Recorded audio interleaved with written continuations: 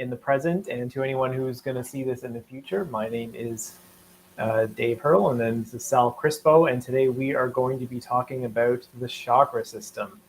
We're going to be doing a deep dive into the human energy system and the thoughts and the behaviors and the beliefs and what affects the flow of energy and what balances and unbalances the chakras, and things we can do to sort of help rebalance the chakras in our life, just for better health and better harmony. Sal and I both look at the complete picture whenever we're looking at an individual. We look at physical, so we look at the nutrition, we look at the exercise, we look at the sleep, we look at the mental, emotional, and mastery of the mind and the emotions, but we also take a look at the spiritual.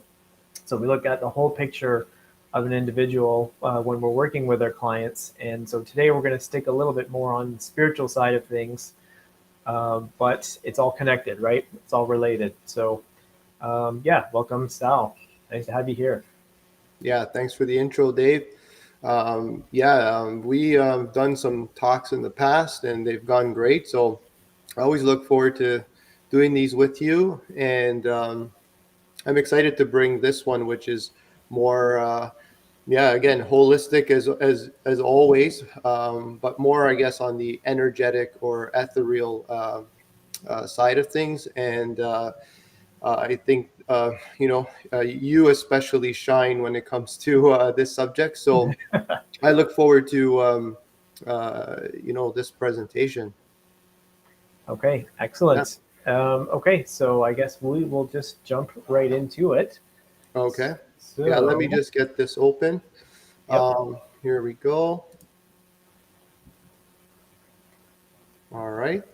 So today, I guess the main thing that we're going to look at, is the chakra system, as Dave mentioned, and with the focus being the balancing of the chakras, and we're going to be looking at the 7 main chakras.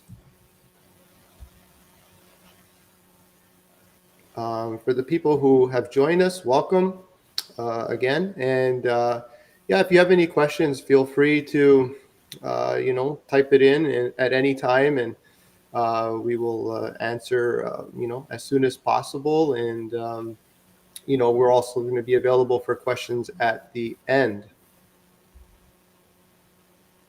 And you know what? There are no stupid questions. I always like to say that if whatever it is, like Dave and I are very easygoing, non-judgmental, and we've answered many questions in the past, and we are rarely surprised. So please feel free to ask anything. What are chakras and why are they important? Okay, you can take a hold of this one, Dave. Okay, so when we're talking about the chakras, it's a part of the human energy system, of which there are different parts, right? There's also the aura, and there's the meridians. There's a number of energy channels that run around the body, but the energy chakras, they make up sort of the core of your energetic system. So each of the chakras, hey, Rosa, nice to see you. Glad you could join us. Hey, Rosa. All right. Right. So, so when you're talking about chakras, think about sort of a vortex. And so when you look at someone, if you could see them energetically, you would see sort of like a spinning wheel. And that wheel vortex would extend outwards from them in the front and the back. And the center of this would be sort of down at the central channel in the midline of your body. So they emanate from deep within you at the center of you, and they extend outwards. And basically, my understanding is that they sort of regulate the flow of energy in and out of the body according to the needs of the energy system. And so if a chakra is spinning clockwise, it might be drawing in energy from the external environment because there might be a deficiency or low energy within a chakra. But it's spinning counterclockwise, it actually might be pushing out energy because there might be too much there that's not getting utilized or dispersed throughout the body properly. So they help regulate the flow of energy and help keep the body in balance energetically by regulating that flow of energy in and out of the body. And so with that, they're essential to sort of your overall health, harmony, and happiness. And they have a very strong connection to your mental emotional body. And your mental emotional body can really have a strong effect, and your physical as well, but mental emotional body can have a strong effect on the flow of energy within your chakras for sure. Okay, yeah, Sal, is anything you want to add there? No, you pretty much summed it up, Dave. I like the vortex because that's how I visualize it as well, where it's could be spinning inward or outward, and depending on the needs of the body at the time. And the thing to understand is that these energies can change direction at any time depending on what's happening in your environment or within yourself, right? And yeah, so these things are not like set in stone or anything, but I'm sure over time, due to the path of least resistance, we do tend to hold certain patterns, which we then need to recognize and work on, healing and regulating and balancing in a way where it proves to be beneficial and healthy for ourselves. But yeah, no, you summed it up quite nicely there, and we'll be getting into more shortly. So let's not spend too much time on here. Yep. So yeah, a pathway of consciousness. So as well as each individual chakra, having its vortex and could be spinning in both directions, like Dave said, clockwise or counterclockwise. There's also so if they are like gears, one gear spins one way, it affects the one above it or the one below it accordingly. And so they're all interconnected. And if one, chakra is out of balance or blocked, it's going to affect the rest of the system.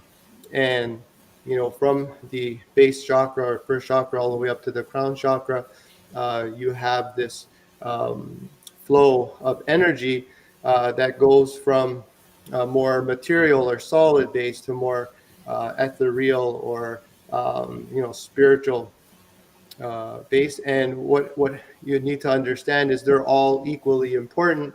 And what's most important is that they're all healthy and they're all working together in unity and in harmony.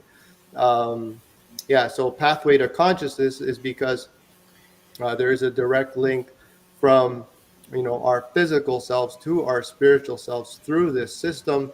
And if we can tap into each of these zones, they all have tremendous benefits.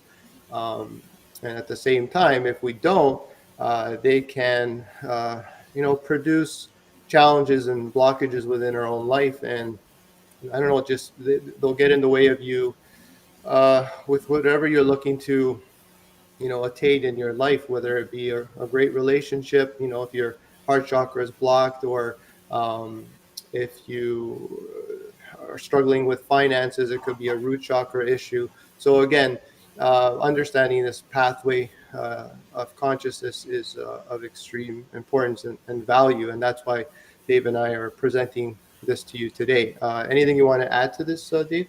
Yeah, just in terms of pathway to consciousness, I mean, we're all going through sort of a process of the evolution of our consciousness, and the chakras contain a lot of the sort of blueprint information and themes that we have to explore and challenges that we have to overcome that help guide us on our life path and just our conscious evolution for sure. Yeah. Yeah, I've seen this evolution in several sources, saying that it goes based on age, like root, by 7 years, like root chakra from 1 to 7, and so forth, like 7 to 14 for the second chakra and so forth.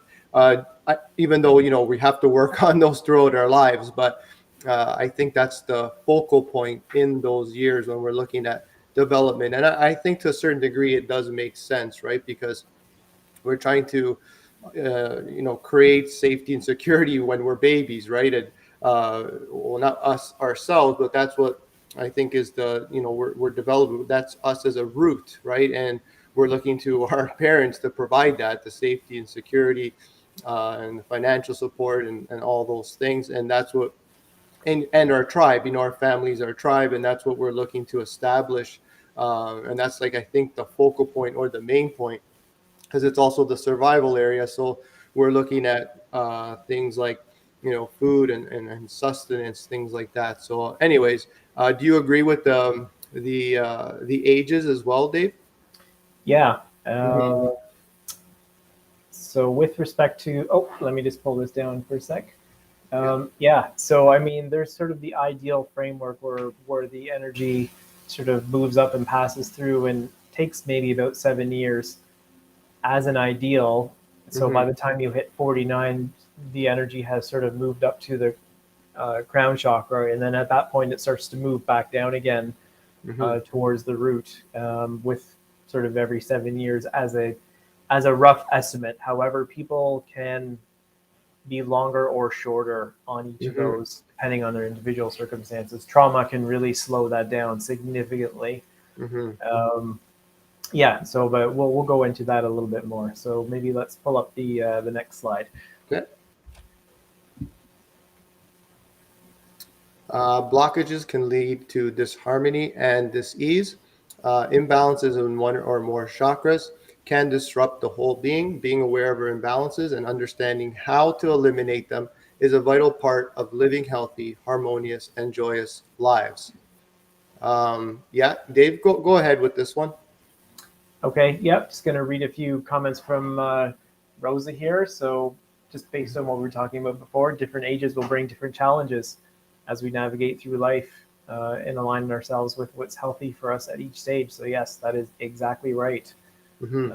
And then she also says that the imbalances will show up tangibly in our reality, depending on what is out of alignment, and that's Yes. absolutely true as well. So with imbalances and disease, we're talking about the overall energy and vitality of a person, and how the blockages affect the body is, blockages in the chakras is that they consume energy, and they affect the flow of energy. I would say those are the two main things. So if you have emotional blockages in your chakras, they become like little black holes. They're just little voids of, little bits of void in your body that just suck Mm-hmm. in energy and take it away. And that's the energy that you need to use for, your body to function, for your liver and your digestion and your heartbeat and all that kind of stuff. So they take away your vital energy, and those blockages actually solidify. Like mechanically, they become more dense, and when the energy becomes more dense, it affects and blocks the flow of energy through the body. And so when energy needs to be moved to a certain area of the body, it can't get there. That part of the body then starts to run in a deficiency and a deficit over time that can lead to more emotional imbalance, more physical imbalance, and eventually disease and illness if it goes that far. So Mm-hmm. yeah, it's definitely in combination with the physical and the nutrition and the movement and the mind. It's all part of a holistic approach, but it does have a direct effect on the flow of vital energy through the body. Mm-hmm. And because it's um, taking a lot of energy from your energy stores, it's even more, becomes more of a challenge to heal from it. And that's where you really need to know where to focus your energy, I guess more accurately, which areas that you need to work on. It's very important, because you don't want to, work on an area that is already okay, right? You want to work on the area that needs the attention, right? Yep, for Yeah. sure. Awesome. Okay. So let's go to the next one. Yep. how to balance your chakras, Mm-hmm. understanding the 7 chakras. Okay, so chakra 1. So this is the root chakra, located, as you can see here, at the base of the spine. Right, so your tailbone, the bottom, as well as each one has an element. The earth represents this one because again, it's all about grounding. It's our tie to this physical plane, and a lot of things just focus again around survival, uh, community, and so forth. The inner state for this one is stillness, safety, security, Yeah. and belonging. Like having your own tribe, right? That's really important to this one. I would add, like financial stability. Nowadays, that's what you need to provide safety, security. Again, it's sustenance. A shelter. You need money to, have a home, whether it be mortgage payments or rent or whatnot. So yeah, and the body parts, adrenals, legs, feet, bones, large intestines, teeth, and the imbalances with the root chakra are weight problems, constipation, sciatica, arthritis, and lower extremity pain.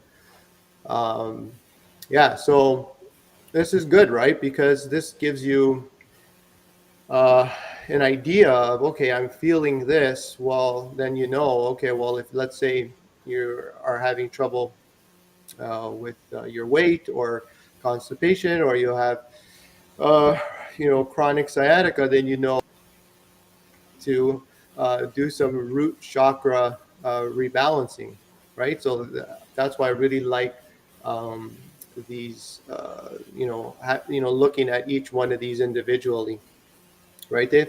Yeah, for sure. So yeah, root chakra. So yeah, the theme safety and security. I mean, it's pretty hard to move forward in life if you just do not feel safe. Mm-hmm. And so it's kind of sort of the base of the pyramid. It's the foundation for which you kind of move up in your conscious evolution. You just have to feel safe. And as you mentioned, part of that is your tribe and having people of similar values and of like mind to be able to be comfortable to express yourself in that way. And the thing is, your tribe can change throughout your life. I mean, there's your tribe that's your family, there's your tribe that's your community, and maybe your nationality or your religion or something. But as you grow and change through life, you may find your identity changing. Like I was, and I still am, but for most of my life, I was a really big fitness guy, big into exercise. Mm-hmm. And my tribe was other people of like mind that did that, for sure. But then as I started to grow and change more into the spiritual stuff and more into the meditation stuff, because I was totally lacking on all on the mental game completely, right? I mean, lots of anxiety, lots of depression. Even though I was exercising, I was still missing a part of the picture. Mm-hmm. And to be able to really dive into that and feel comfortable doing that, I had to sort of find other people of like mind to be able to communicate and express. And that sort of energy feeds on each other, and bounces back and forth, and it magnifies. So it helps sort of solidify you in the person that you are when you have a tribe around you that is of like mind and like value, for sure. Mm-hmm. However, there is a trap, and that is, uh, your tribe doesn't always have 100% of the same values that you may have, which kind of tags off the end of this. And there's a test for the root chakra for a lot of people, especially if they're going through changes. Sometimes it means you have to break away from the tribe. Mm-hmm. And sometimes the tribe doesn't always like that. And when we look in community and society, we can see that when, especially in politics, if you have a certain tribal view, you're really not allowed to say anything else out against the tribe, No. or the tribe takes it very personally, right? Mm-hmm. And so you have to be. It's easy to look at other people and as groups and categories and label them, but sometimes when you're in a group, certain group consciousness, you don't always see see the benefits, but you don't always see the drawbacks, right? Mm-hmm. And so sometimes breaking away from the tribe as a stage of evolution, uh, you have to be able to find yourself without that. And that's, I think, one of the big tests of the root chakra beyond just safety and security is who are you without your tribe? The tribe is important, but sometimes you may grow and evolve beyond that. Mm-hmm.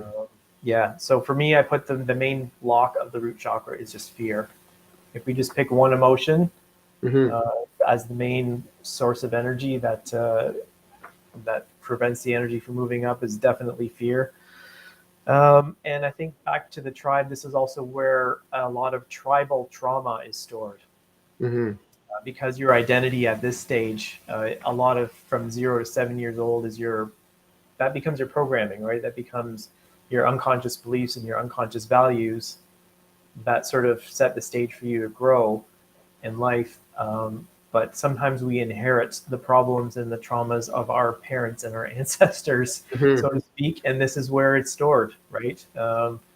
Things like the Holocaust or things like slavery; those are big tribal trauma events that go beyond just the individual, and so Mm-hmm. those types of traumas get stored in the root chakra and can be very big, uh,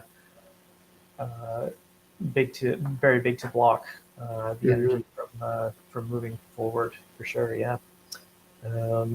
Yeah, and then control and power. People that are really I always look at people who are uh, craving control and power as actually being very afraid deep within.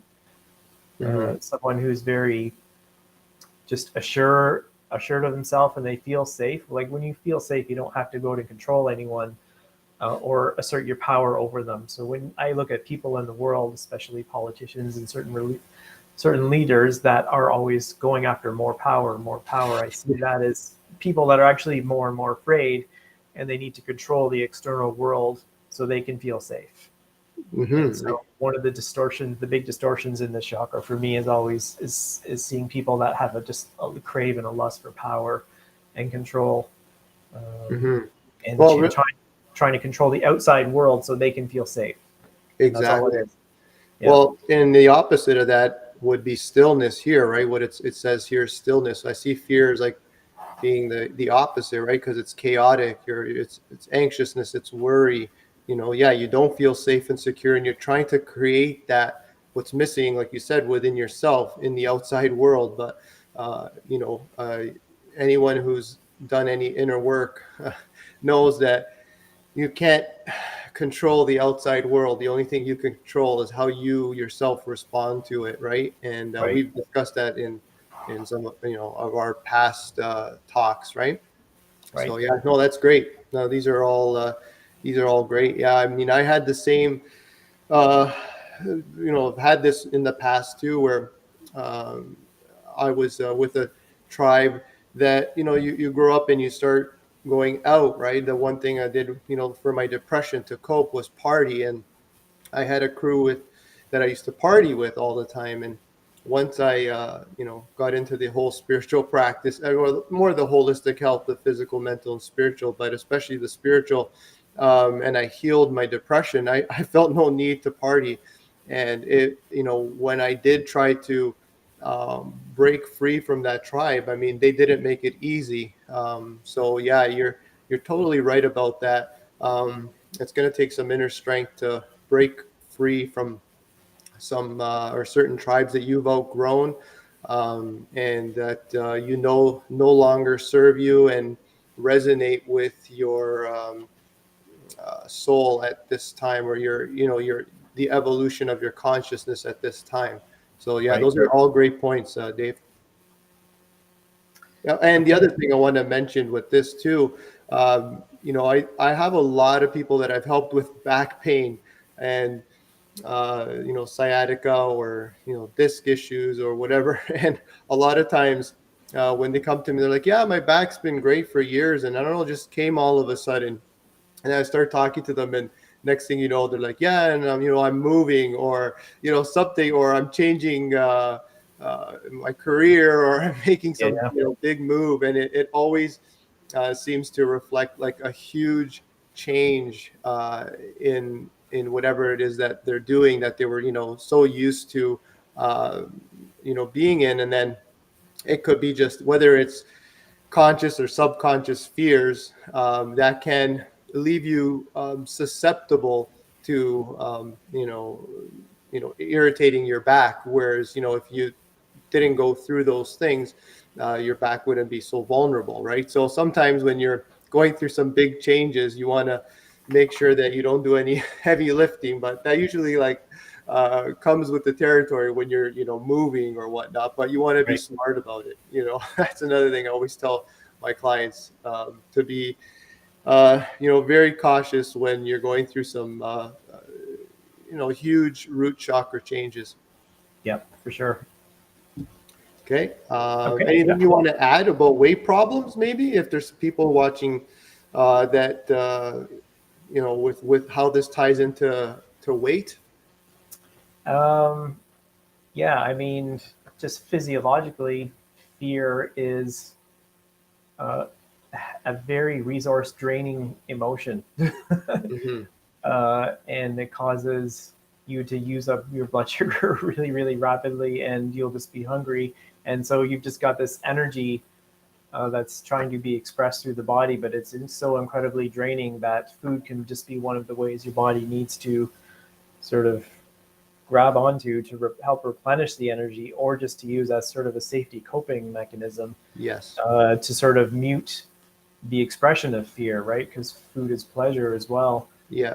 And when you're feeling something that's really uncomfortable, food is probably one of the most common outlets that people grab to try and sort of cope or self-medicate.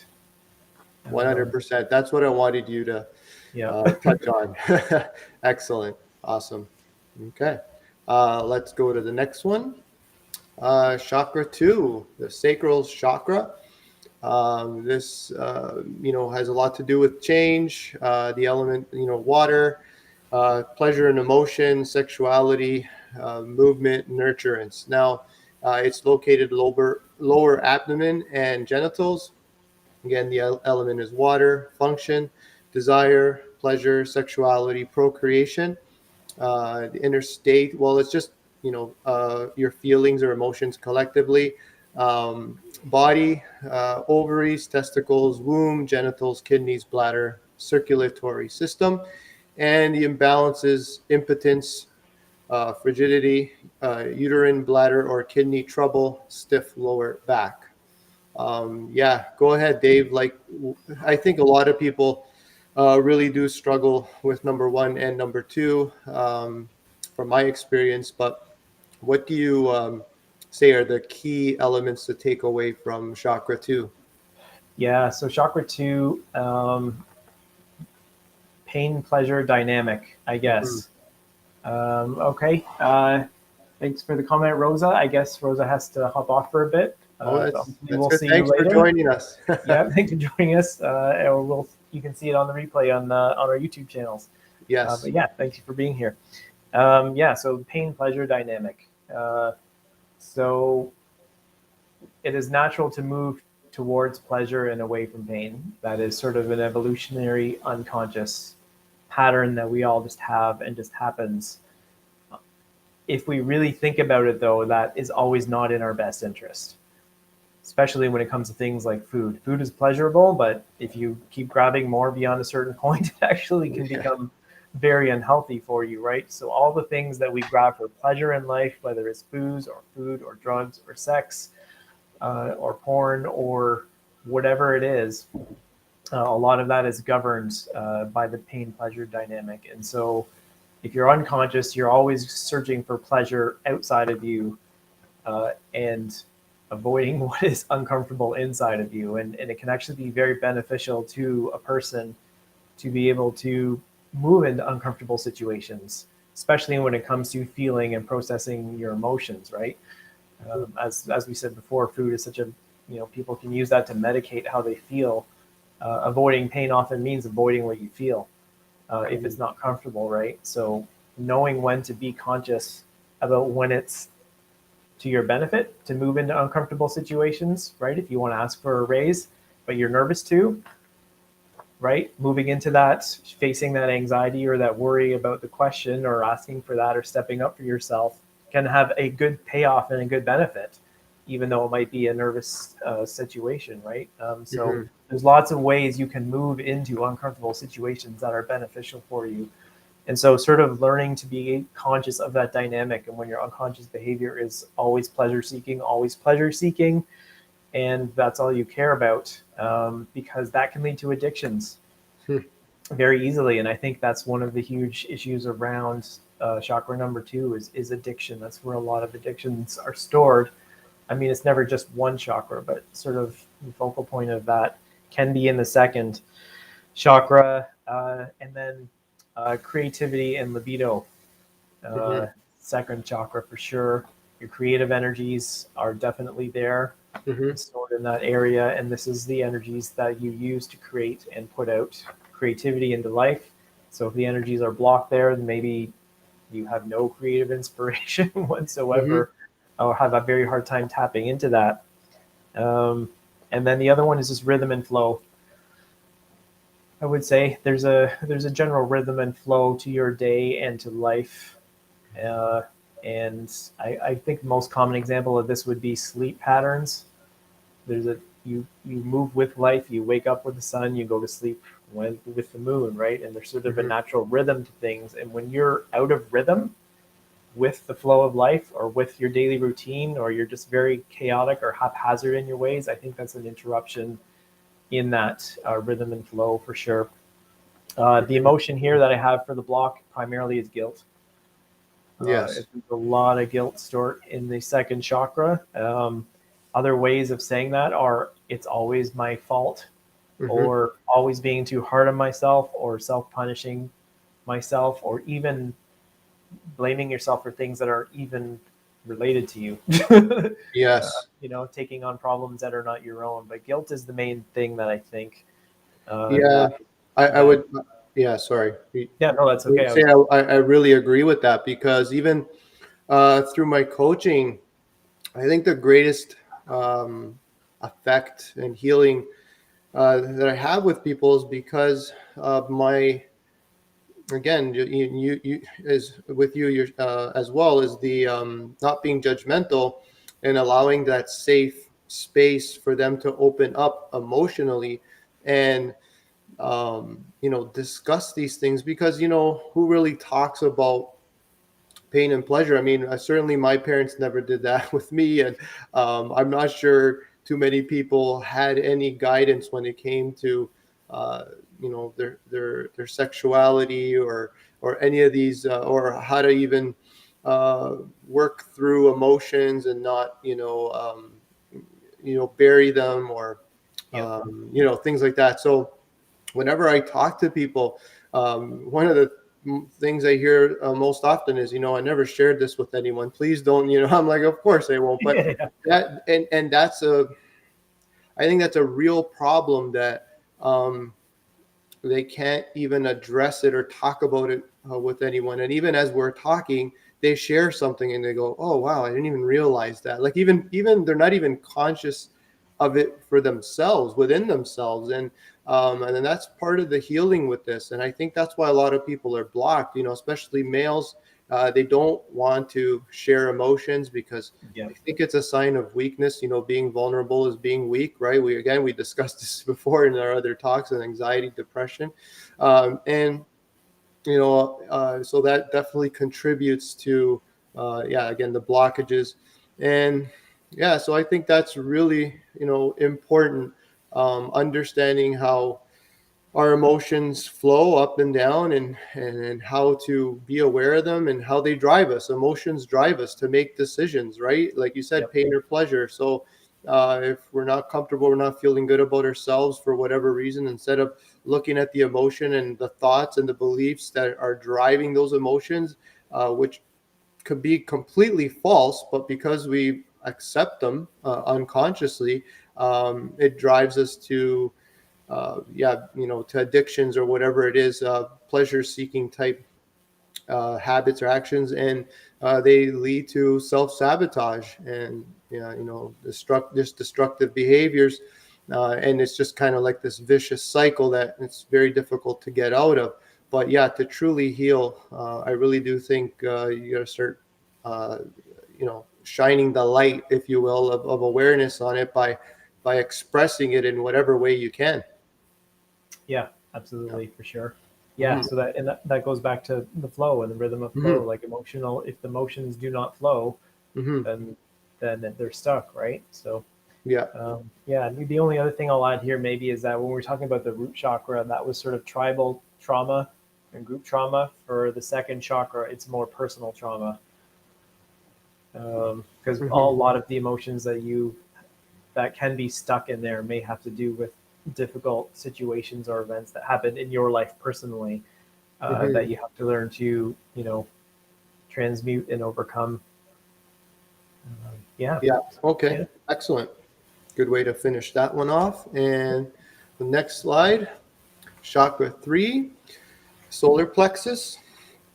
And this is, personal power, your will, where most of our energy comes from. It's also self-esteem and, yeah, the energy to transform. And that's our fire, our passion. Yes. Yes, and it's our strength, right? It's what makes us all, it gives us the potential possibility when this is shining brightly to um, live without guilt, without shame, to live powerfully, and to express our souls, our authentic souls, fully, right? Like we did in our last discussion. This is where that inner power comes from, and when we do that, we are going to experience an inner state of laughter and joy, right? And if someone's trying to take that away from us, we will experience anger, right? Because Yes. they're Of trying course. to stop that expression. Or if we're trying to stop it ourselves, if we get in our own way, we may express that inner anger toward ourselves. And yeah, so and then in the body, that's expressed in the pancreas, adrenals, digestive system, and our muscles. Imbalances can be ulcers, diabetes, hypoglycemia, digestive disorders, and of course there's more. These are just a few. For each of them it works that way. Right. Yeah, go ahead, Dave. You can jump in. You go. Yeah. So I mean, everything you said there, definitely the personal power, Hmm. the willpower, the self-esteem, your self-worth. Like most actions, almost every action a person takes is reflective of what they believe they deserve, on a conscious or an unconscious level. And when you're accepting less than you deserve or less than you believe, like if you do not believe you are worth uh, much, then you're going to have situations around you all the time where you are not going to be treated as an equal. You may be, you know, be abused. You may be treated as less than. You may be accepting a job that makes you miserable, or a relationship that makes you miserable because you do not believe, on an unconscious level, that really just deep down you're worth anything more than that, or that you deserve better, right? So Hmm. working on building self-esteem is key, I think, to have energy moving through this chakra. And the willpower. The willpower is sort of one of the ways, not it's one of the ways that help regulate the flow of emotional energy in the body. And when you come into your personal power through your third chakra, that's really when you get a good mastery over those first two chakras and the base emotions that those provoke, right? Hmm. When you're in your power and you're confident about what you're feeling and you're comfortable with what you're feeling, you can feel and express those emotions without any shame, without any embarrassment. Uh, you know, it's just a part of you, and you can not only do that, but use the emotions and channel them into positive outcomes through whatever action that you want to take. So the willpower as a regulation for the flow of emotional energy is strong, but it's also will, like putting yourself out into the world Hmm. too, right? This is when people awaken in their third chakra, they really start to step in to more of how they are putting themselves out there, and how they are, uh, how you are just confident that you can navigate through life in a larger way than you previously had, and just Hmm. be totally confident that you can handle whatever comes your way, right? The self confidence. Yes. Um, For blocked, what blocks this mostly is shame. Mm-hmm. That's the main emotion. And as we talked about, self-worth and what you believe you deserve, but self-criticism and self-judgment. Mm-hmm. If you're watching this and you find that your mind is always self-criticizing how you look, your body, how you're always failing at situations, self-judgment about anything, that is usually third chakra, and that is usually related to self-esteem and shame as well. So also victim mentality. Mm-hmm. Victim mentality is a big one. There's some people that are truly victims and have had some horrible things happen to them, but there are other people that play the victim uh, Mm-hmm. in situations where it's not appropriate. And so if you're always claiming, it's almost like a power play. It's a distorted power play in a way, because if you play the victim, then all of a sudden everyone else has to dance on eggshells around you Yes. and behave in a certain way to what you want them to behave. Yes. So it's a victim mentality, but it's a subconscious power play in Yeah. a way. It's still very much ego driven. It's like the underinflated ego, right? Instead of the Yeah, overinflated ego. yeah, Yeah. Yeah. Yeah. Absolutely. yeah. And then so if this one is chakra is balanced, you Mm-hmm. have confidence without arrogance. Mm-hmm. Because if this chakra gets too overspun, then you can develop some pretty strong ego, and the Yeah. arrogance, like you just said, the It, ego, right, gets out of control. it's inflated. Yeah. Yeah. Super So you can, inflated. yeah, so you can be confident, but you can still be humble, right? And so Yes. when you're in that state, that is a very good state of being, to recognize that this chakra is pretty good balance, for Mm-hmm. sure. Yeah. And this probably can tie into the first chakra where you said control, right? The people Yeah. who want to control. Again, it's out of either the overinflated ego, but which is really self-esteem issues, right? Because they feel like if they don't do that, then their identity is at stake, and they feel like everything can collapse at any Yeah. moment, right? So they need to show their dominance, right? Yeah. Yeah. Absolutely. Hmm. Yep. And then just caring too much about what other people think about you. Oh. Uh, it's very easily, other people's opinions are important, but when you hang your self-esteem on what someone else says, Hmm. that's a big trap to get into. Where if you can't find the self-esteem and the belief and the confidence within yourself, you're going to then depend on others to supply that for you. And if they can't supply that for you, you may find yourself not a happy person, because Yes. all you're left with is what you think about yourself on an unconscious or conscious level, right? Which may not Hmm. always be the best. Hmm.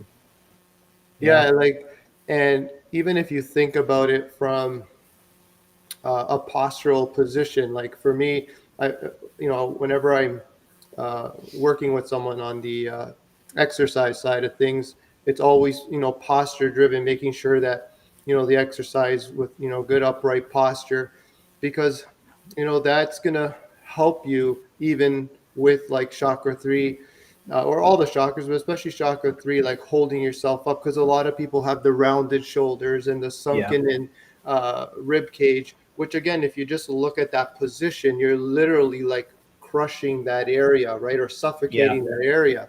And again, we're not talking about being uh, super inflated, walking around with your, chest super high and arrogant, but in a way where it's just like I'm open and I'm confident in sharing myself with the world. These are, important things to, um, just keep in mind that there's a lot of things you could use, and we'll get into that to help you strengthen each and every one of these chakras, and help you balance them and help you express them. Yeah. Anything else you want to add? What Uh, about the imbalances? For me, like even though the rib cage being down, cutting off the circulation, right? Like that's not going to help your digestive system. It'll get more tense in that area. If you have tension in that area with a blockage, it's going to yeah. stop the flow of energy. So how's your food going to pass through there if you have these blockages, right? Being energetic and actual physical, if And you're in physical. this position, right? So so think of, because the energetic tension becomes physical tension too, right? It like, remember we were talking about the pathway of consciousness. It goes from the physical to the spiritual, and the spiritual back down to the physical. So it eventually, it's gonna show up as a imbalance, as a digestive disorder, whether it be whatever, so many different disorders. But yeah, anyways, did you want to add anything to that? No, I think that's Yeah. all good. Yeah, Hmm. just that, like you said, the energetic always represents or manifests in the physical, Hmm. and body language. We'll maybe talk about this later when we're talking about how to balance all the chakras. But Yes. yeah, body language and how you carry yourself uh, Hmm. says a lot about what you're thinking and believing in any given moment, right? Hmm. Yep. Excellent.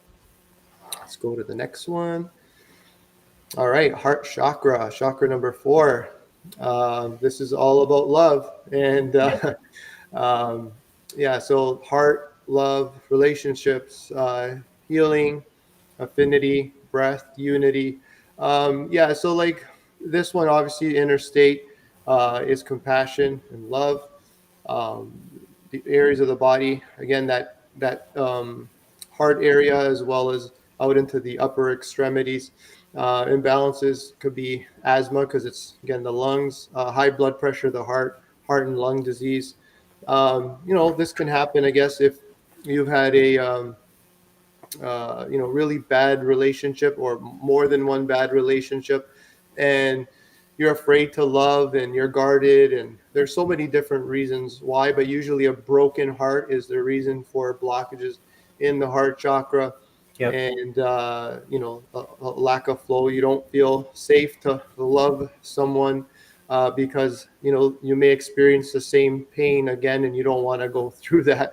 So yeah, this is definitely a trauma driven area, I think, and one that you have to be uh, very aware of, because this is also an important part that helps you attract the people around you. So if you are not expressive and giving a lot of love outward to the world, you're probably not going to be receiving as much love coming back at you. So it's almost like uh, like what you're looking for to heal you. Like, oh, maybe it's, you're looking for that perfect person to love you, but if you're not expressing love, then there's going to be no reciprocation there. So that's the vicious cycle, I guess, with this one.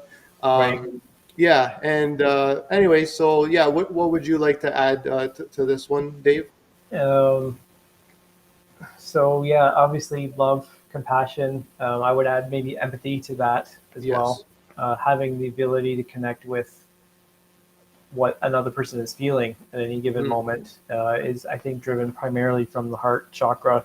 Yeah, the equation is giving and receiving. I mean, you said that, right? It's Hmm. giving and receiving love to self, and giving and receiving love to others. And so for this one, it helps a little bit. At least I found with myself, to you kind of have to look at what your beliefs and definitions around love are, because there's a lot of very distorted beliefs Yeah. around what love is, and Yeah. your definition of love sort of has to grow and evolve. Because when I was in my teens and early 20s, uh, if a girl paid attention to me, I automatically fell in love, Yeah. which at Yeah. the time was my belief or definition, but it was just because I was getting any attention, and I Yes. confused the elation of the ego or love. Hmm. There is romantic love, but there's also universal love and a love for all things, right? So there's different Hmm. definitions of love, but I think where they get distorted, uh, this really um, speaks to how you treat yourself and how you treat other people, and self-love, Hmm. how you eat is a direct reflection of how you love yourself. Like if you're choosing healthy foods or not, right? Hmm. How you move your body or not. um, and how you treat others, and the definition of love can really get distorted by fear. Mm-hmm. And so there's a definition of love that uh, can hyper protect. Like a parent can really, really want to protect their child, and Mm-hmm. it's natural to be that way. But then there's a point where fear takes over, and then you try and wrap that kid in a bubble, Yeah. right? Surround them in bubble wrap so they don't have to experience any stress or any friction. But that is actually also setting them up for a lot of problems in the long run, right? Mm-hmm. And so, Dependency over yes, over nurturing, yes, basically. Yeah. exactly, yeah. And so that's one end of the spectrum, and then so that's the distortion in how you love others, and then the distortion how you love yourself turns into sort of a martyr syndrome, where you think you're helping, but you're really just self-punishing Mm. and causing Yes. yourself to suffer. And so there's these distortions and beliefs around love that we kind of have to look at, um, and that do grow and evolve. So yeah, what blocks this? You talked about this, the heart being heartbroken. So grief, a Mm-hmm. lot of grief is stored in the lungs for sure, and unexpressed grief. When relationships break, or it doesn't even have to be relationships; it can just be situations, Mm-hmm. or it can even be your own identity. As your Yeah. identity changes, uh, you have to learn to let go of that old identity and say goodbye. And with that comes a little bit of sadness too, right? Mm-hmm. So anything that's grief that needs to be expressed. When this um, and the other imbalance here is just being a doormat. Yes. It's not mine, but I saw this on Instagram where there's a yin yang symbol, and Mm-hmm. one side it says "do no harm," and the other side it says "take no shit." Yes. Because you have to love yourself, but being kind and compassionate doesn't mean you let people walk all over you, Yeah. right? It's extreme. It's extreme yin. It's It too much is yin energy. It's out of exactly. balance. Yeah. That's what people they see, like yin and yang is, the white being good and the black being evil, or good or bad. But no, it's definitely good and bad parts to both parts, and Absolutely. it's a matter of tuning into the positive aspects of yin and the positive aspects of yang, and and trying to stay away from or eliminate the other negative parts of both yin and yang. And being a doormat or someone who is just a pushover, or you're basically, what it comes down to really is that you allow other people to dictate your life and how you express your soul. Yep. And that's not a good place to be, because that's going to develop a lot of inner turmoil, and and unexpressed soul is only going to lead to pain. Yep. Yeah. Hmm. Absolutely. And Hmm. then So so yeah. yeah, and so with the heart, I mean that you just tapped on it right there. Is this is one of the primary ways that a person can connect with their soul, Hmm. right? If your Hmm. heart is open, and you're in a loving, compassionate state, that's how you can receive a lot of your personal guidance. There's a lot of ways to connect with your soul, but that's probably one of the most powerful ones. Is just connecting with your heart, and feeling that love whenever you move into situations, and that inspires those higher states of being, like love and kindness and compassion. You know that your soul is saying, "Yep, that's right. Do Sure. that. Just do that. Be that." Right? Yes. Yes. Um, yeah. Yeah, and Um, that's not easy, because we're not. I mean, I wasn't taught any of this in school growing up. yep. Because it's just not part of what we're taught. I mean, I think in the like even the whole chakra system, it's more of a Eastern, um, part of the world that teaches this. It's not a Western society type educational system, right? It's all comes from there, and uh, so I think that's a normal thing that we haven't learned this, but the more I learned about it, the more I realized, wow, there's so much value in it. And yeah, I'm glad we're sharing it today. Yep. Would you like to move on to the next one? Yep. Let's do Okay, that. good, awesome. Oh, one more thing, the breath. I wanted to talk about. Um, when you're breathing in again, when you're talking about specific areas, we're opening up the heart, right? So that's one. I guess we're going to get into it later on with the breathing work, but Yes. Yeah. Yeah. something because of air, I saw air as the element. You could really use that to open up your heart too, just breathing exercises, but we'll get into that soon. Yep. um, Chakra 5, the throat chakra. This is all about communication, really. And yeah, so the element is ether, space, sound, vibration, function, communication, like I said, and creativity. Uh, Interstate synthesis of ideas into symbols. I guess that's how we, communicate to ourselves and to others. Body, thyroid, parathyroid, neck, shoulders, arms, hands, imbalances, sore throat, stiff neck, colds, thyroid problems, and hearing problems. Right. Yeah, I mean, I've, this one here, I mean, I see it's interesting because I remember, there was a client that I was working with, and they always had issues with their throat.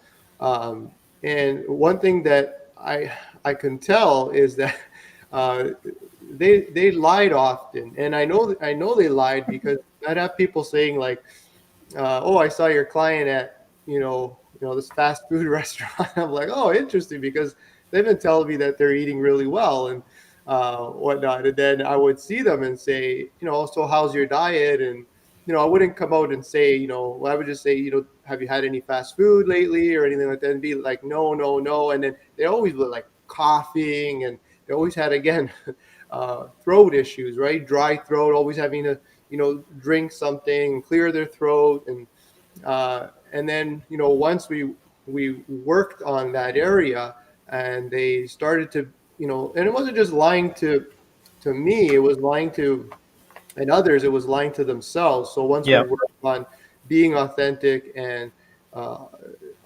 communicating authentically, all this stuff cleared up. And it was amazing how this energetic dysfunction literally came out on a physical level. It was quite obvious. And it's amazing how when you do heal what's going on and on the root and the energy side of things, how the physical body follows suit. Yep. Yeah. Hmm. For sure. Absolutely. Yeah. Hmm. Yeah. So for chakra number 5, so communication, we talked about speaking the truth. Definitely very, very important. I'll just tag on to that a little bit and say, as an overarching theme, it's expression of yourself. Hmm. And I mean, you can express yourself not only just through your voice. You Hmm. express yourself through your body language. You express Yes. yourself through the clothes you wear, through Hmm. how you behave. So it's the overall expression of self. And you said the key word there, which was authenticity, because what blocks this chakra, as you said, is lies, but it's suppression of the authentic self, Hmm. and not expressing that and letting that through. So I mean, if you have something that you love to do, and something's calling you and you're really excited, but you feel you have to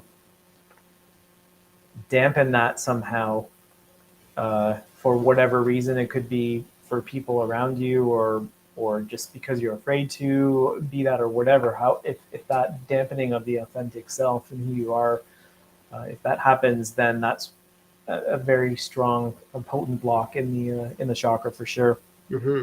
Um, the expression of the creativity, right, the ties to the second chakra, and the creative Hmm. energies can often be expressed through the voice for sure.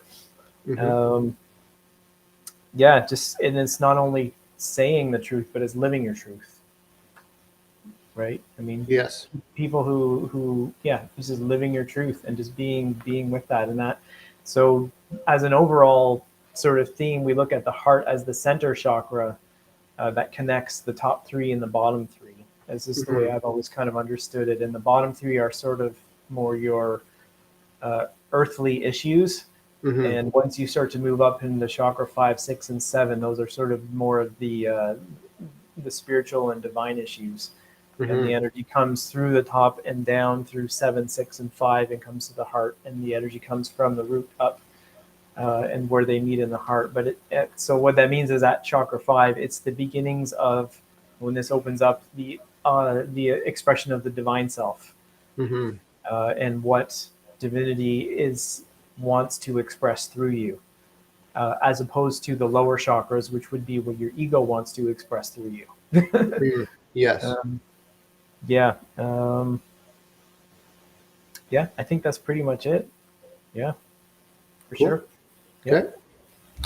And the next one, chakra 6, third eye chakra, and this one is, intuition, visualization, imagination.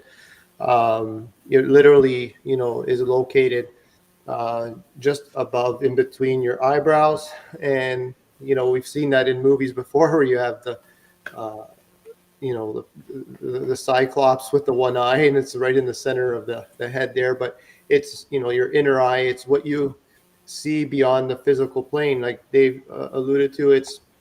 These are more spiritual chakras. So it's think of clairvoyance. Some people have it so developed that they can see auras or colors around people's bodies, or any living thing for that matter, and which brings it to the element, which is light. And it's seeing, but seeing beyond, again, the physical.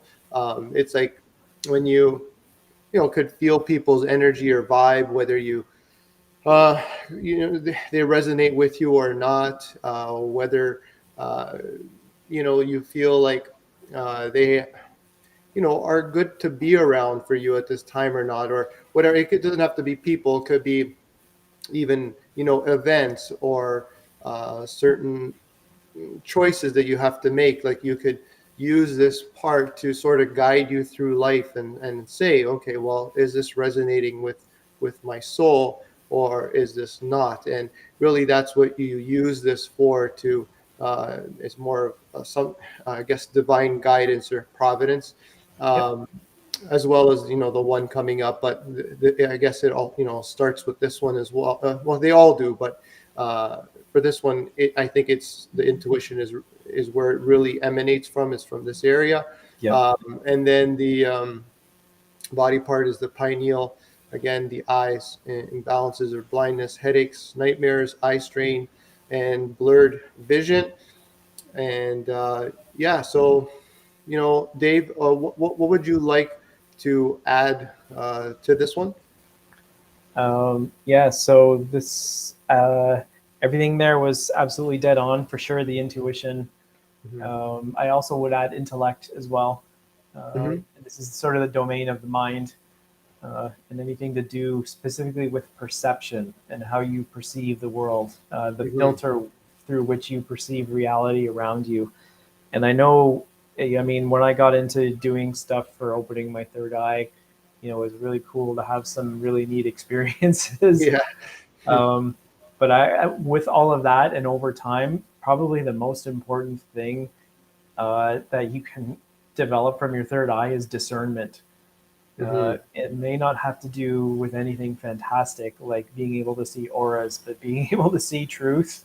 Yes. And know the difference between truth and bullshit is so important in this day and age. Oh my God, there's just so much out there that's crap, that's disguised or tries to make you believe that it's the truth when it's somehow not.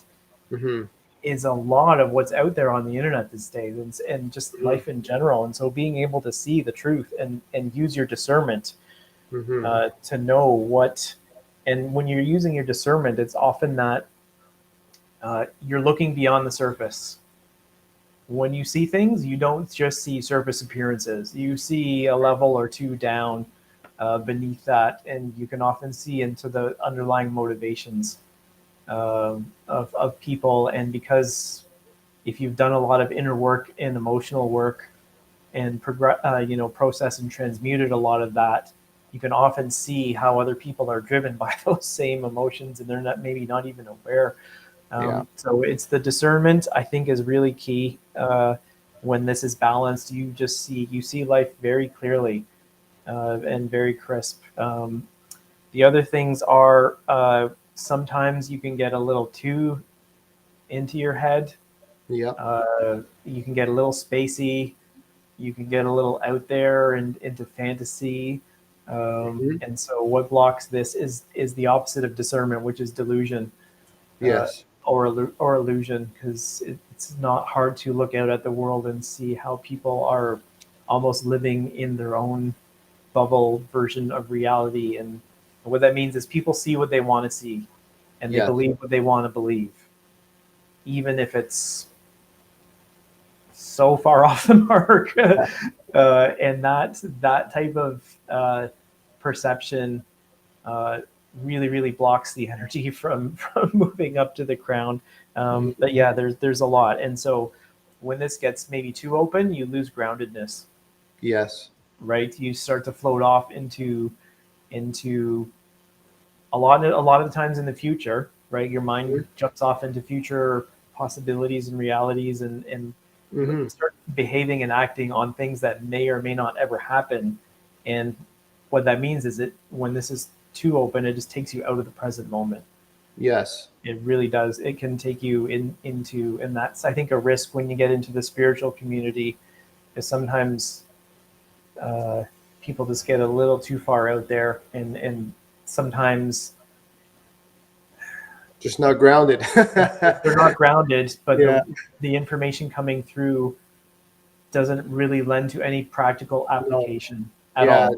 That's what exactly. Yeah. Their imagination is running wild. Yeah, They're living in, like you said, their own fantasy bubble that doesn't reflect on what's actually happening. yeah, And yeah, I mean and you have to be careful with that because the thing with fantasy is you can create a realm that is, what you're creating it because you think it's better than what actually exists, and you can get lost in that. And then when you're living your real life, you think like it's not as good as my yeah, fantasy, right? So yeah, and that can start to weigh on you because you're like, oh, I can't wait to go back to my fantasy because it's way better there. And then you sort of, stop even taking responsibility for what you're creating in this reality, yeah, because you're just like, well, that's okay, I can create whatever I want in my mind, in my fantasy. yeah, And I'll just live with that. So you can really disconnect yourself from the lower chakras. And this is all about, balancing all of them, making sure that they're all integrated and functioning well together right. as a team. So yeah, no, you're definitely you hit, like you said, you hit the head on the nail there, because it's a lot of people, they do become too airy or just too out there.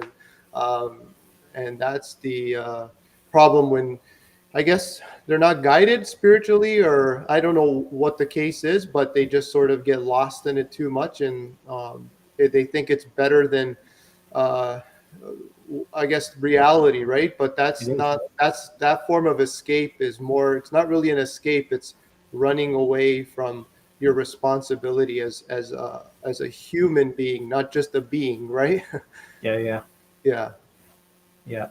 Oh, yeah. No, I think so. Yeah, I think that's pretty much all I have to say about, yeah, the sixth chakra. Awesome. Yep. Okay. Next, seventh chakra. Um, all right. So this is the crown chakra, consciousness, thought, knowing, understanding, transcendence.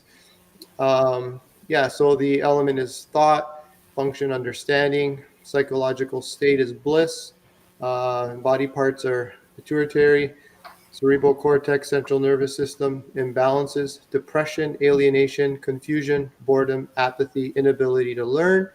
Um, I mean, this for me, I definitely had severe depression, as we discussed in previous talks. And I just remember that when I did heal, the thing that I did experience was, and we didn't discuss Kundalini at all in this, but that's just the energy flowing from the uh, the first chakra to the seventh chakra.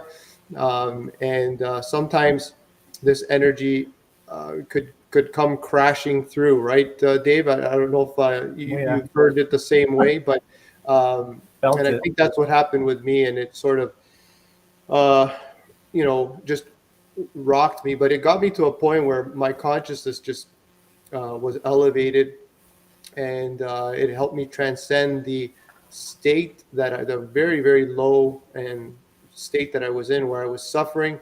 But I did take a number of steps in order to get there. But I just this one really does, um, I feel resonate with me, because I literally lived through this one at at an intense level, if you if you want to say that. But Right. yeah. So, anyways, I totally feel like once I went through this, I did have more control over my thoughts, and I had an understanding of life, a better understanding. I had attained wisdom, so it was like the energy came because it's our direct link from the consciousness, from God, if you want to call her a great spirit, or infinite intelligence, which is full of wisdom. It's like it just came crashing down through me, and I was like, Yes. whoa, what is happening? And it was like, okay, now I understand why I was so depressed all these years. I didn't have all of this, right? I didn't have this Yeah. understanding, this uh, perspective of oneness. I can go on and on and on of what I gained from it, but that's for another talk. But and the depression, really just uh, went away almost instantly, because it was like, oh, this is what I was looking for my whole life, this Right. connection. And once I made that connection, the energy just blasted through me and flowed through all my chakras, and it was cycling again. And I was like, oh my goodness, here I am. This is me. I finally found myself. And yeah, and it all happened because I guess this part of me finally opened up. Yeah. It's the key words there. The connection Hmm. and the oneness. And Hmm. so with the crown chakra, um, your sort of direct connection to divinity. Hmm. Uh, and so when you move, we'll just take it back a little bit. When you move out of the root chakra, we talked about how your identity was tied up in the group, Hmm. and you slowly move beyond that to find yourself as an individual. Yes. And that individual identity is in the seventh chakra predominantly. Hmm. And the block is a very, very strong ego. Yeah. Because the more your person is an ego, the more they Yep. see themselves as singular and separate from life. Yes. And when this opens up, it actually has the effect of dissolving that ego and the idea of the separate self. Because when you start to experience yourself as more than just an individual like that, it kind of destroys that illusion to a point. Hmm. Uh, and so, yeah, the interconnectedness of everything, and that's what you experience when this is sort of open and full in expression. But there can also be issues with that as well, and coming back down to earth a Yeah. little bit Yeah. Hmm. for sure. Uh, because yeah, sometimes you just want to stay out there because You're on a when high. you're on a high and when you're Yeah. experiencing the bliss The bliss. Hmm. of all that is, when you come back to earth, it actually is quite painful, Hmm. comparatively speaking. And so you have to learn to integrate that. Yes. And so when I have what I have here as a balanced for the seventh chakra is the integration between your individual self and uh, your your oneness self, or your your divine self, right? Hmm. Because Hmm. we are divine beings for sure. we don't experience ourselves as that on a moment-to-moment basis. But when you're in that state of being where you're one with all that is, you actually can't function too well in this reality. No, you can't. I couldn't function at all. Yeah, I didn't want to. I didn't want to do anything. Just didn't want to eat. I had no. Yeah, so all the lower chakra things I didn't want anything to do with it. I just was happy just being. And but I knew, I'm like, I can't be in this state forever. Right. Even though it did feel like I was, like I experienced what I experienced was beyond time and space. It felt like I was there for an eternity anyway. So I was like, oh, I'm ready to come back, right? Like I understand that this is just a temporary illusion, but I want to enjoy it and have fun. I mean, I must have created it for a reason. And I know where I'm going back after I die, because this is the place where I came from and the place where I shall return.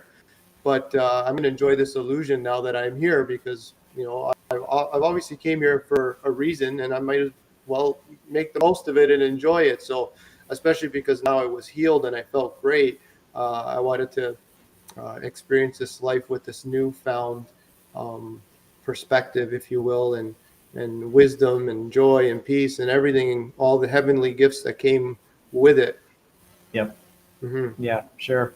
So integrating the individual self and the divine self. And so as we just said, it can you can have problems integrating if you don't want to come back or you want to hold on to that high. But then on the other hand, the pendulum can swing the other way, and you can actually get quite the God complex if you're not integrated properly. And we'll see this in spiritual leaders for sure, who say they speak the divine word of God, or think that they're God, or political leaders that think they have the power of God or whatever. It can really, really get distorted if a person's ego still hasn't been integrated, but they think they're God, and that's a messy situation all around, for sure. So that can polarize to either one end of the spectrum or the other, for sure. And so the two words that I have here are just trust and surrender, because when you start to actually connect and embody your divine self or your higher self, you have to let go of a lot of what the ego wants, and what your individual self thinks that it wants, and you're surrendering to sort of a higher will that is yours but is also beyond yours. And so the learning of the trust and the surrender, I think, are two key things to sort of help the energy sort of stay balanced and moving in this area. I would add repentance, like just forgiveness of self. As well. I think that helps the flow here too. That's what worked for me, was repenting for everything that I believed I did wrong, and things that I wasn't even conscious of, right, that I did wrong. And I was truly heartfelt in that repentance and in the surrendering. I think that's what I also call achieving that divine connection or conscious unity. Those are things that definitely are key, right? And you have to trust the flow, and you have to trust the divine to help you and heal you and guide you, and say, my ego is no longer serving me for the better. It's definitely causing me pain, and I need you, right? I'm nothing without you, in a sense, right? Or I'm incomplete. I should not nothing but incomplete without you, right? And so definitely agree with that. We'll is that good? We'll move on to the next one. Yeah. Yep. Good. Sure. Okay. So finally, collective balance, physical, mental, emotional, spiritual. This is very important. There's a number of things we can do to help balance the chakras and make sure that they are functioning and integrated, efficiently and working to again set up a state of health and harmony for you. Meditation and breathing exercises. You can do that. One example I really like is breathing into each of the chakras. You start with the root chakra, where you try to breathe into that pelvic floor area. So you try to move the breath consciously with your mind. You need a lot of mind-body connection there, and you focus on that area. Then you move to the next area, right? More, a little bit higher, and just below the navel. Um, and you go there, and then the next one from the navel to the solar plex area, and then you breathe into that, and you go all the way up and then all the way back down. So that's 14 breaths, right? And you could do 2 to 3 cycles, whatever you want to start with, and I think that would be a great exercise to start with. And then there's a lot of different meditations, right, Dave? There's just an infinite amount. An endless amount. Yep. Yeah. So, I mean, that's where you would get someone who, like Dave or I, that, have done different ones, and, know how to teach them and what to focus on.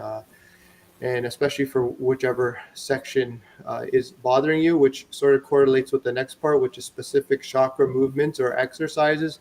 There are movements that help to stimulate the flow of energy in each chakra, right? So you can do certain exercises to help open or balance the chakras that are blocked.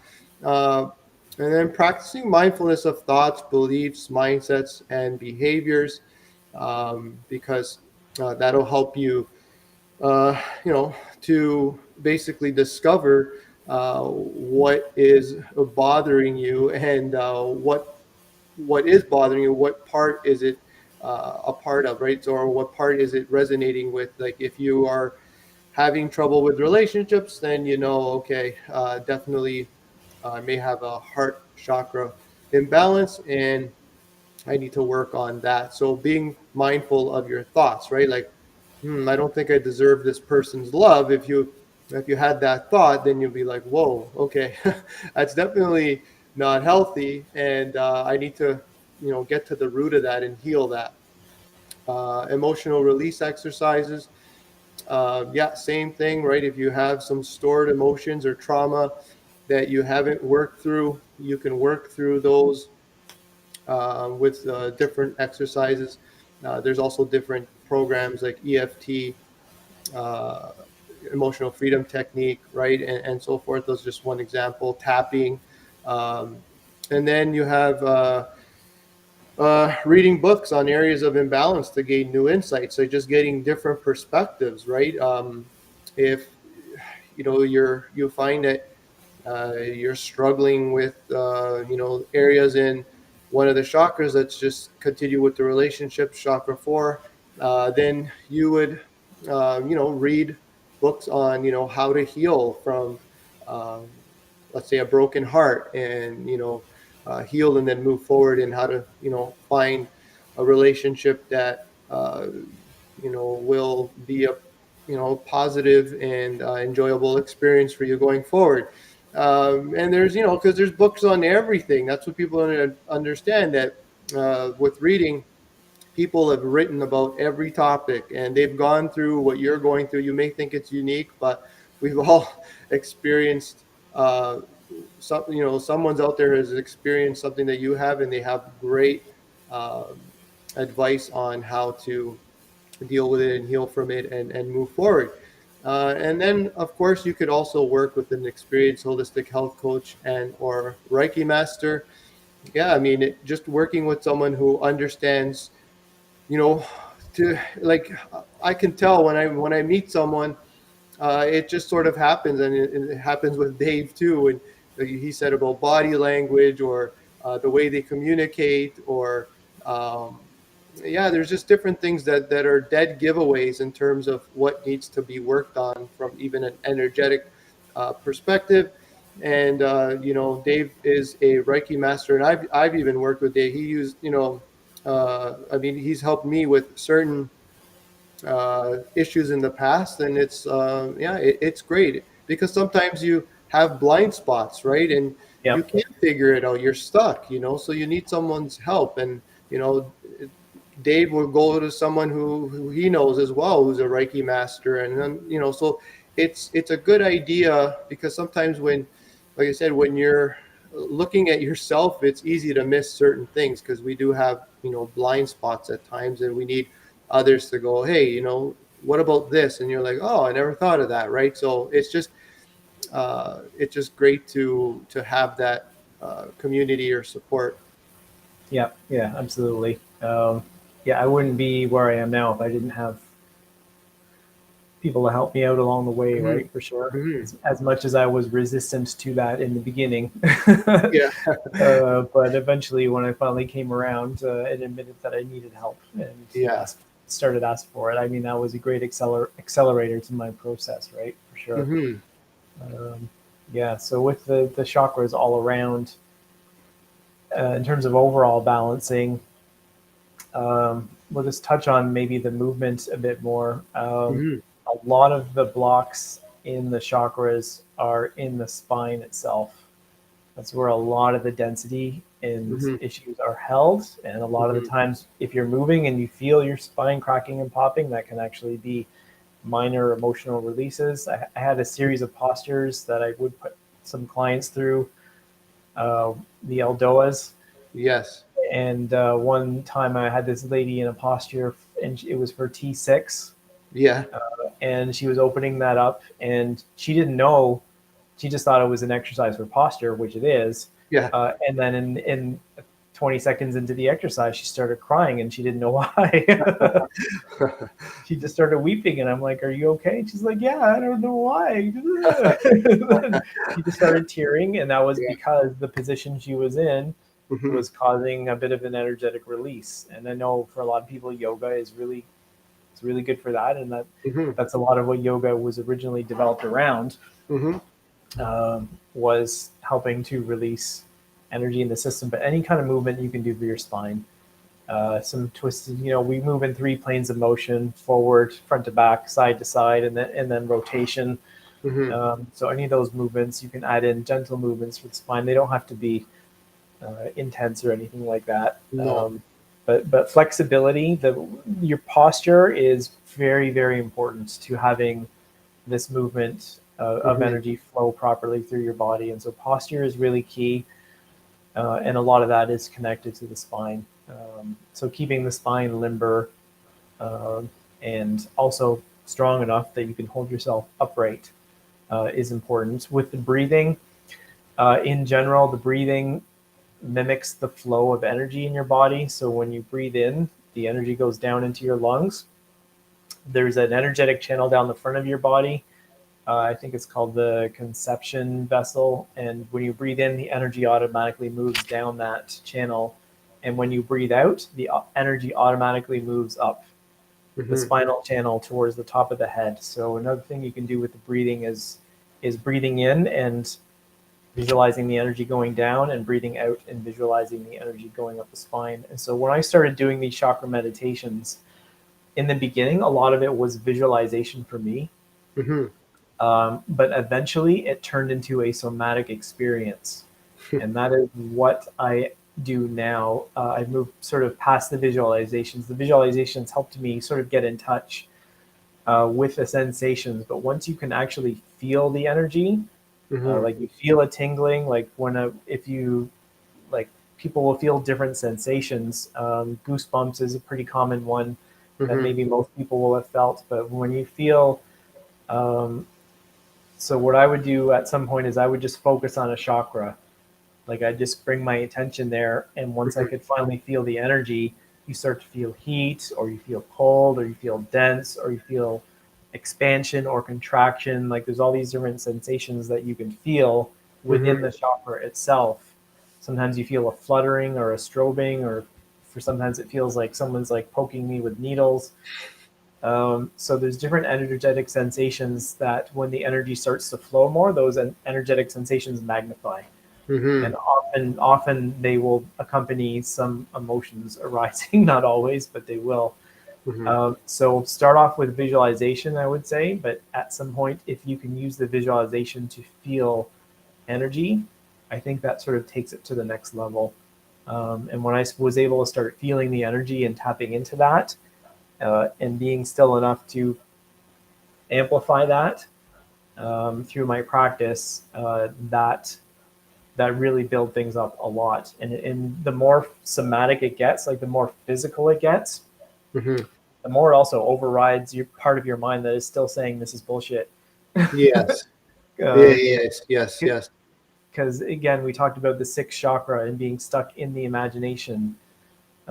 So visualization is helpful for sure in the beginning, but at some Mm-hmm. point when you root it in your body, you want the physical sensations. Uh, Yes.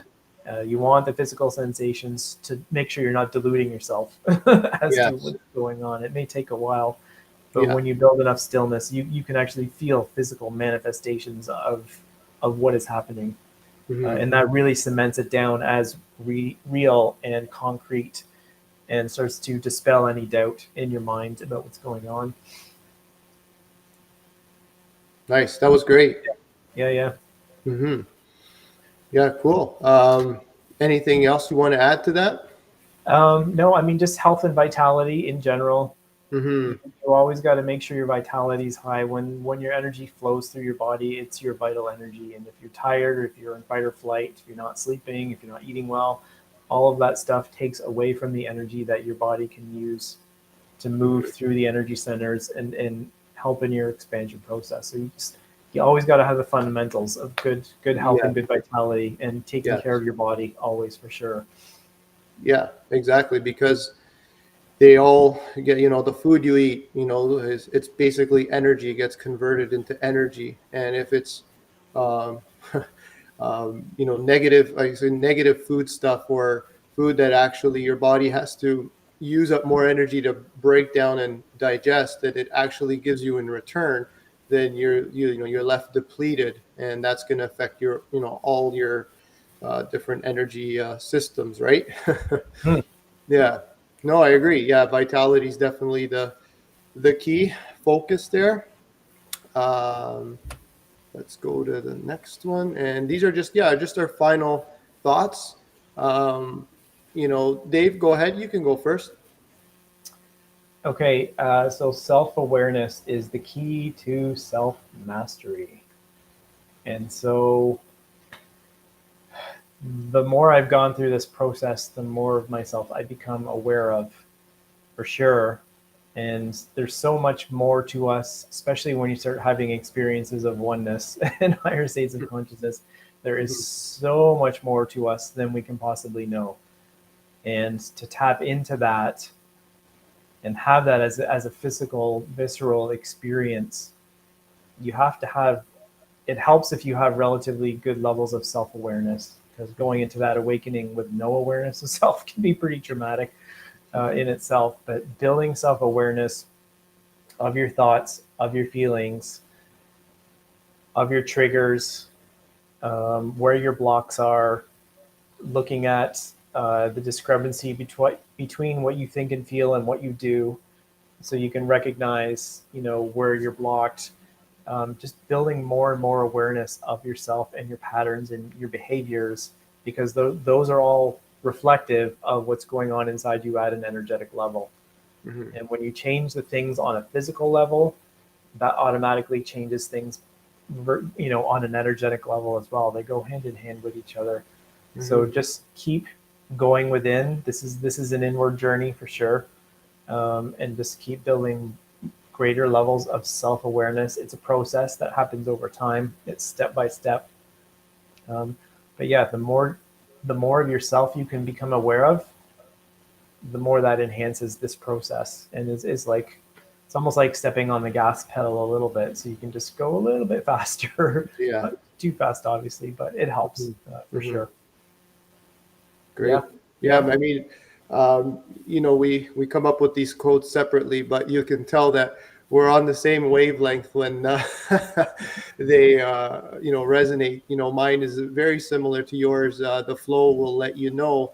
And again, yeah, if you have that self-awareness, then, you start looking into, what's flowing in your life. If you have certain areas that, no matter what you try to do, they always seem to, uh, just crumble, right? So whether it be trying to find a good, uh, develop good relationships, or financial success, or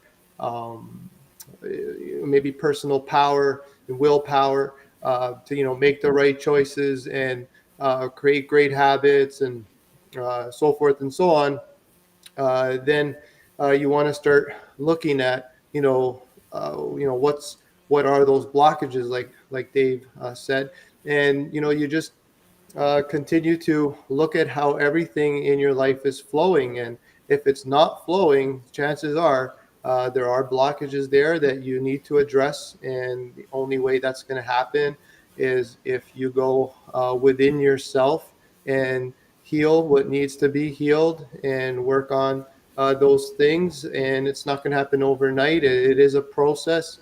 Um, and as you do that, the flow will increase more and more in your favor. And that's what self-mastery is when everything's flowing and you are creating and you are living in a powerful way, in which you wake up each and every day excited to tackle each and every day, and be of service and share yourself with the world in a way that is with enthusiasm, with love, and with all your being, really.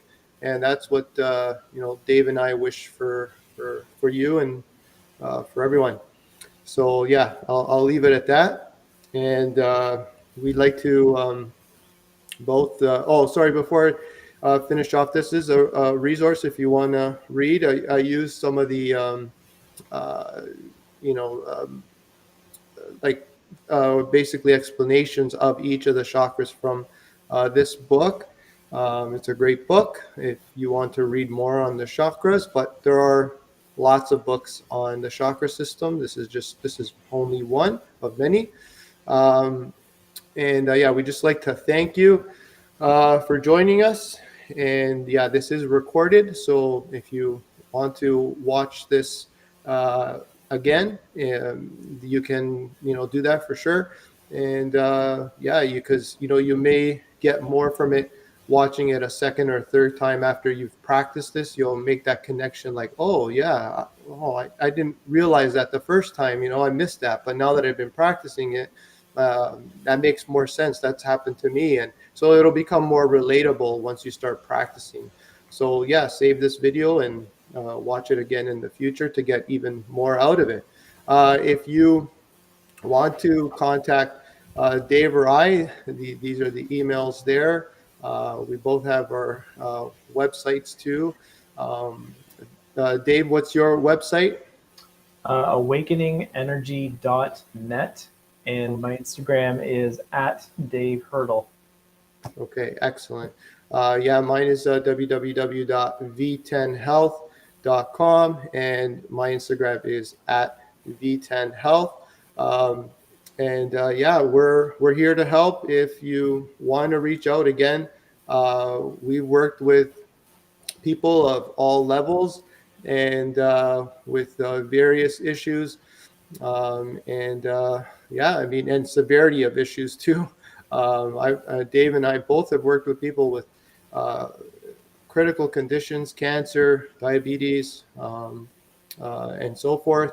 So if you feel like you're finally ready for a change, or you're not sure if you're ready, but you just have some questions, yeah, feel free to ask. That's why we're here. Contact us at any time and we'll get back to you as soon as possible. Dave, this has been a blast as usual. And anything else you want to say before we go? No, I mean, I think we covered quite a bit today. There's a lot of information there, good information in there for sure. Mm-hmm. But yeah, no, that's it. I think that's Awesome. good. Yep. Awesome. Thank you as well for sharing your knowledge and wisdom. I'm sure it's going to benefit a lot of people who watch this video today and in the future. Yeah, always good when we get together. There's always lots that comes out. That's awesome. So, yep. Yeah. So until the next chat. Awesome. Take care. See ya. Take care. All right. Bye.